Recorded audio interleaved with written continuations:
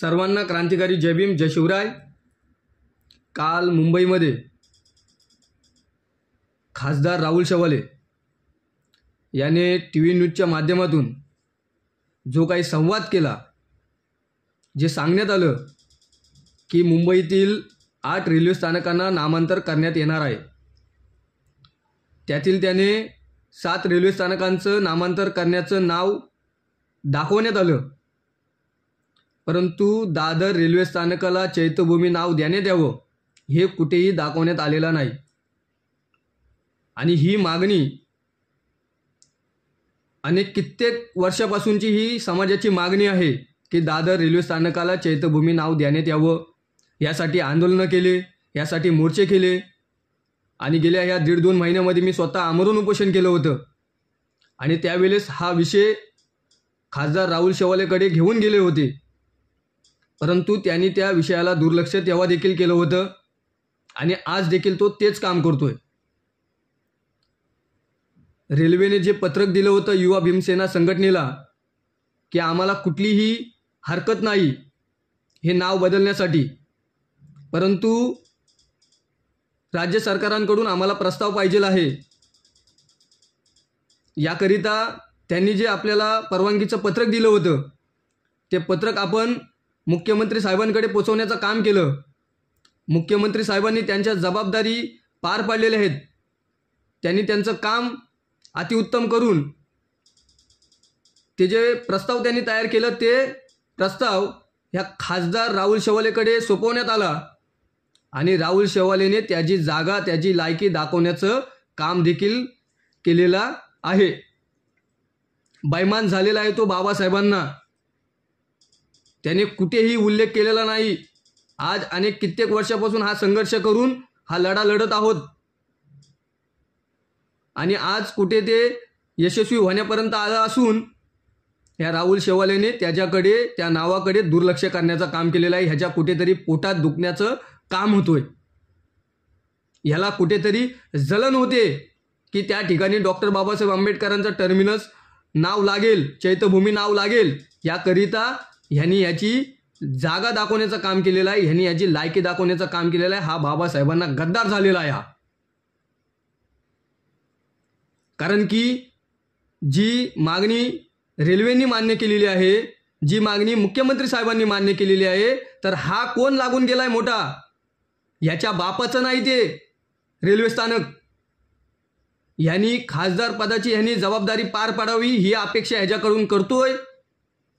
जर त्या पत्रामध्ये जे तुम्ही तयार केलेले आहेत, जे 7 रेल्वे स्थानकांचे नामांतर, त्याच्यामध्ये जर दादर चैत्यभूमीचं नामांतर जर उल्लेख नसेल तर एवढं लक्षात ठेव, ज्या ठिकाणी या महाराष्ट्रामध्ये दिसशील त्या ठिकाणी तुझा तोंड काला केल्याशिवाय, तुझा निषेध केल्याशिवाय सोडणार नाही। एवढं तुला या पॅन्थरच्या माध्यमातून इशारा देतोय, हे सांगतोय। काळजीपूर्वक ह्या गोष्टीकडे, ह्या विषयाकडे लक्ष दे, नाहीतर उभ्या महाराष्ट्रामध्ये समाजाला देखील सांगतोय, जिथे जिथे हा दिसेल ह्याचा तोंड काल करून सोडा। ह्याला याची जागा आणि याची लायकी दाखवण्याचं काम करा। कारण की हा विषय पूर्णपणे झालेला आहे आणि हा त्याच्याकडे दुर्लक्ष करण्याचं काम करतोय। नक्की ह्या गोष्टीचा त्रास का होतोय, नक्की ह्या नावाचा ह्याला त्रास का होतोय, हे याला आता जाब ह्याला समोर पकडून ह्याची जागा दाखवून ह्याचं तोंड कालं करून ह्याला त्या ठिकाणी तो जाब विचारण्याचं काम केलं पाहिजे। हे समाजाचं कर्तव्य आहे आणि हे समाजाने केलं पाहिजे। हे माझं वैयक्तिक कर्तव्य नसून हे आपल्या समाजाचं सर्वांचं आहे। कारण की बाबासाहेब हे फक्त माझे वैयक्तिक नाही, या संपूर्ण समाजाचे आहेत, हे लक्षात ठेवण्याचं काम करा। आज ह्या महाराष्ट्रामध्ये बाबासाहेबांना खूप खूप ठिकाणी बाबासाहेबांना यांना अपमानित केलं जाते, त्यांना खालचा दर्जा दाखवण्याचं काम केलं जाते। त्याला कारणीभूत हे जे नालायक, हे दलाल आहेत ना, हे ह्यांच्या मुलं।